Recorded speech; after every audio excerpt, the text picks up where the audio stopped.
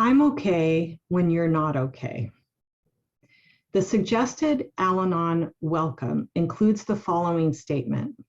In Al Anon, we discover that no situation is really hopeless and that it is possible for us to find contentment and even happiness, whether the alcoholic is still drinking or not.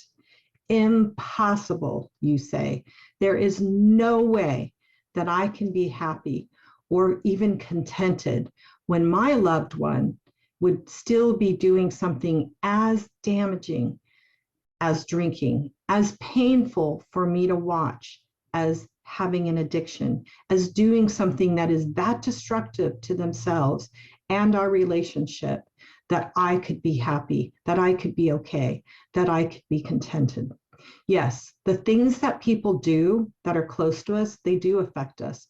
And the more intertwined their lives are with ours, the more we are affected. It is not as important what my neighbor does as what my spouse and my child does. We are affected. But you can be okay, whether somebody else is okay or not okay. You are a separate person. Your feelings are separate from their feelings. Your choices are separate. You can choose to live your life, even though they're not living their life. You can choose to take care of yourself, even though they're not taking care of yourself. You can move your life forward, even though theirs is standing still or moving backward.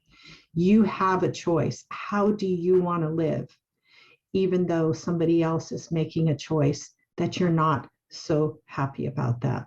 The other option is for you to have your feelings and your moods and your choices to match theirs, which means your life is stuck at a standstill or moving backward just because theirs is. You don't have to do that. You can learn to live one moment at a time and then have those moments turn into hours and those hours turn into days, surrendering your circumstances to God, knowing that you can't change the situation, you can't fix it, but God can, or that the other person will and can make choices when they're ready to live differently. You have a right to live your life. Not only a right, you actually have a responsibility to live your life to the best you possibly can, because it is your life and you only have one life to live.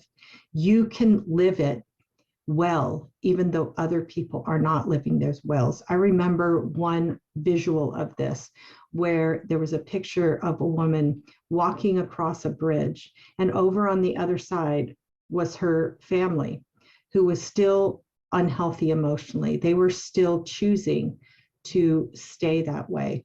She wanted to get well, and she was beginning to walk across this bridge, where over on the other side was health and wellness, emotionally, mentally, spiritually, relationally. And she looked back and she saw her family standing on the other side. And she started to walk back thinking, I can't go without them. I can't get there if my family doesn't go with me. And then she realized, no, I can.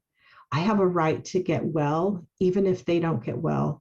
I hope that they'll join me, and maybe they will have a better chance of joining me when they see that I have changed.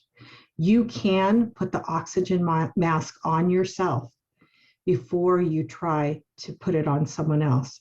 You don't have to stay sick just because other people choose to stay sick.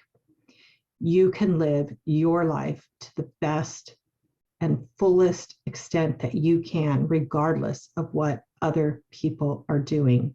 You can be okay when other people are not okay. So I have to ask you, can you focus today on how you feel instead of how your difficult person feels? Can you focus on what you want to do instead of what your difficult person is doing or not doing? And can you focus on taking care of yourself, even though your difficult person is not taking care of themselves? I hope so. If you can't, start trying, maybe for a few minutes at a time, and those few hours will turn into few minutes will turn into hours, and those hours will turn into days where you're okay, even though the other person is not okay. Matthew 10:14 says, and the New International Version, if anyone will not welcome you or listen to your words, leave that home or town and shake the dust off of your feet. Ecclesiastes 11:4 in the New Living Translation, second edition, says, farmers who wait for perfect weather never plant. If they watch every cloud, they never harvest.